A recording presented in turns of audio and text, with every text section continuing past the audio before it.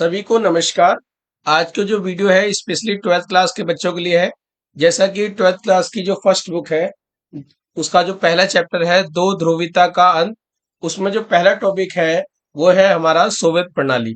तो आज उसी टॉपिक के बारे में हम इस वीडियो में जानेंगे। इस वीडियो में हम जानेंगे कि सोवियत प्रणाली क्या है, इसके गुण क्या थे और इसके अंदर कमियां क्या थी। आइए शुरू करते हैं। 1917 में रूस में हुई क्रांति के फलस्वरूप रूस से जार यानी कि सम्राट के स्वेच्छाचारी शासन का अंत हुआ।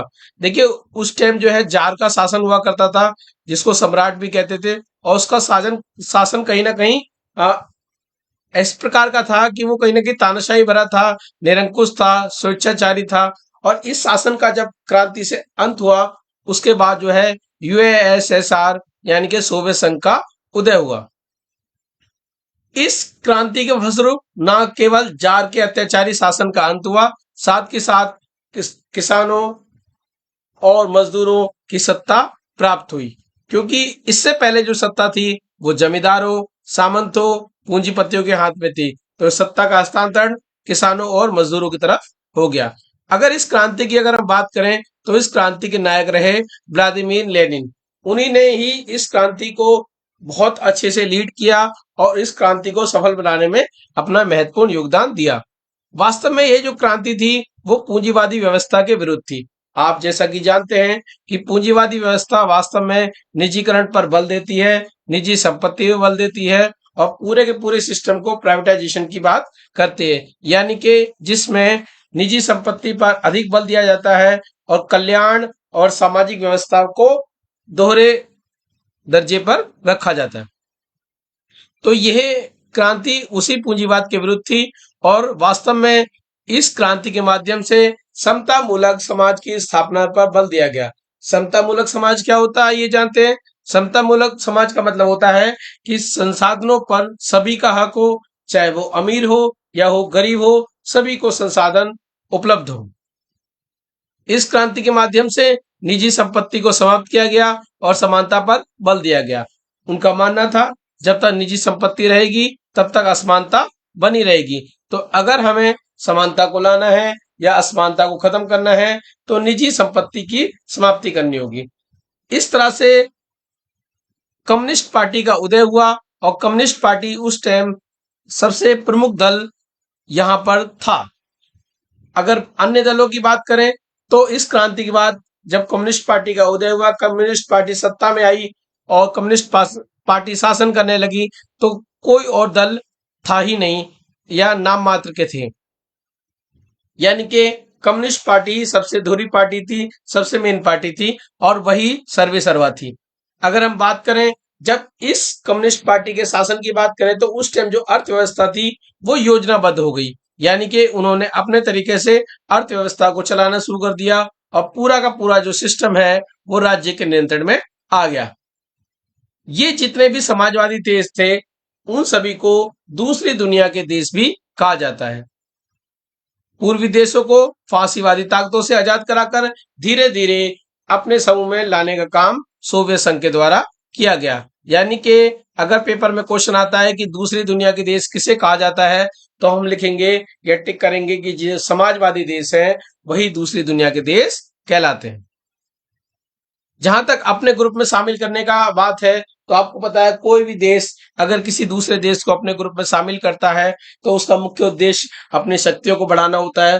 उसी तरह से सोवियत संघ भी लगातार अपने देशों को साथ लाता जा रहा था। उसका मेन कारण यह था कि वो जो सोवियत प्रणाली है यानी कि समाजवादी प्रणाली है जिसके लिए वह जाना जाता था उसको बढ़ाना चाहता था।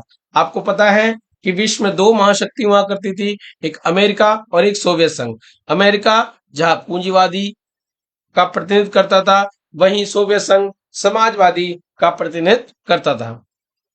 तो सोवियत संघ का जो मुख्य उद्देश्य था वो समाजवादी देशों की संख्या को बढ़ाना था और अपने ग्रुप में शामिल करना था। आइए जानते हैं कि उस टाइम सोवियत प्रणाली किस प्रकार की थी। देखिए अगर हम सोवियत प्रणाली की बात करें तो इसमें जो अर्थव्यवस्था थी बहुत विकसित किस्म की थी।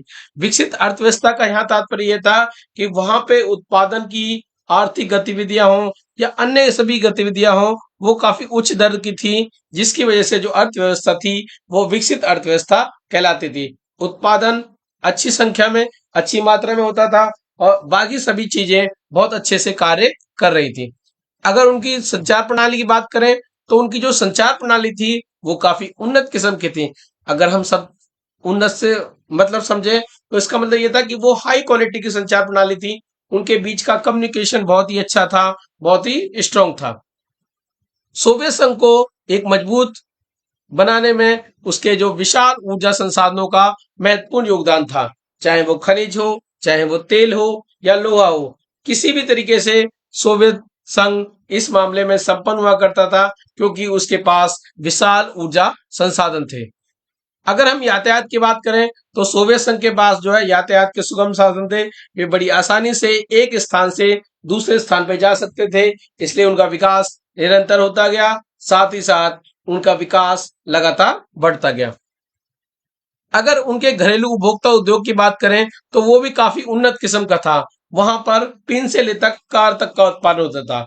अगर हम बात करें पिन से कार तक के उत्पादन की तो इसका तात्पर्य यह है कि सोवियत प्रणाली में सभी ऑलमोस्ट सभी वस्तुओं का उत्पादन होता था जो कि उनकी जरूरतों को पूरा करता था। सोवियत प्रणाली यानी कि सिस्टम की जो सबसे अच्छी खासियत बात यह थी कि उन्होंने अपने नागरिकों को न्यूनतम बेसिक सुविधाएं दे रखी थी। चाहे वो स्वास्थ्य हो, शिक्षा हो, बच्चों की देखभाल हो, लोक कल्याण हो, सभी के सभी उन्होंने रियायती दर पर लोगों को उपलब्ध करा रखा था। जिस देश में ये सभी सुविधाएं रियायती दर पे होती हैं तो उसके देश के नागरिकों का जीवन कहीं ना कहीं बहुत सरल सुगम होता है। साथ ही साथ उनके विकास के क्षेत्र भी बढ़ जाते हैं, विकास के तरीके भी बढ़ जाते हैं और उनका जीवन सरल हो जाता है। अगर उसकी समस्त प्रणाली की बात करें तो उस पर राज्य का स्वामित्व था। जैसे कि हमने ऊपर पता किया था कि जैसी कम्युनिस्ट पार्टी आई तो उसने धीरे धीरे अपने शासन को अपने तरीके से चलाना शुरू कर दिया और पूरा जो है सोशलिस्ट सिस्टम को एक तरह से गवर्नमेंट सिस्टम बना दिया था। यानी कि सारा जो है अपने हाथों में ले लिया था, एक तरह से राज्य नियंत्रण अर्थव्यवस्था बना दिया था। अभी हमने जाना कि सोवियत प्रणाली में क्या क्या खूबियां थी, किस वजह से सोवियत सिस्टम बहुत ही मजबूत था, किस वजह से सोवियत सिस्टम बहुत फेमस हो रहा था, किस वजह से सोवियत सिस्टम के के प्रति लोगों का लगाव था। परंतु अब हम जानेंगे उन कमियों के बारे में जो कि सोवियत संघ की लिए बहुत नुकसानदायक रही और कहीं ना कहीं बाद में डिसइंटीग्रेशन यानी कि विघटन के भी कारणों में से एक रही। तो आइए जानते हैं सोवियत प्रणाली की क्या क्या कमियां रही। देखिए, आपको जैसा कि पता है कि सोवियत सिस्टम जो पूरे तरह से गवर्नमेंट था और सोशलिस्ट किस्म का था, परंतु उस पर धीरे धीरे राज्य की सत्ता होने के कारण जो नौकरशाही थी उसका शिकंजा लगातार बढ़ता जा रहा था। शासन को नौकरशाही अपने हिसाब से चला रही थी।